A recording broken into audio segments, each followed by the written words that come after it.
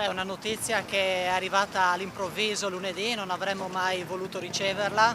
Omar era un ragazzo speciale. Tutta la comunità del Friuli Collinare si è stretta attorno alla famiglia di Omar Dabi, il 17enne, morto nella giornata di lunedì 28 aprile all'ospedale di San Daniele del Friuli, dove si trovava ricoverato a seguito della leucemia che lo aveva colpito 2 anni fa. Originario della cittadina collinare friulana, frequentava la quarta dell'Istituto Manzini, indirizzo Costruzione Ambiente e Territorio.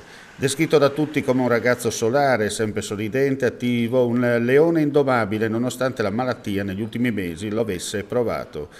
Con le sue forze disponibili non si è tirato indietro, sempre presente a scuola, propositivo anche con i compagni della società sportiva San Danielese, con cui in sella alla sua bici gareggiava sui saliscendi morenici e collinari.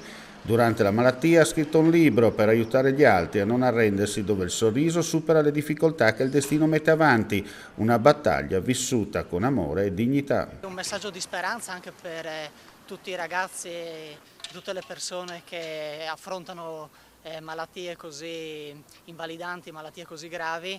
Omar ha voluto anche scrivere un libro per dare forza ai ragazzi che vivono la sua stessa situazione, un libro che è stato presentato l'anno scorso qui all'Istituto Manzini, che era la scuola che frequentava e dove tutti i ragazzi gli volevano bene, comprese anche tutti i docenti e il personale della scuola.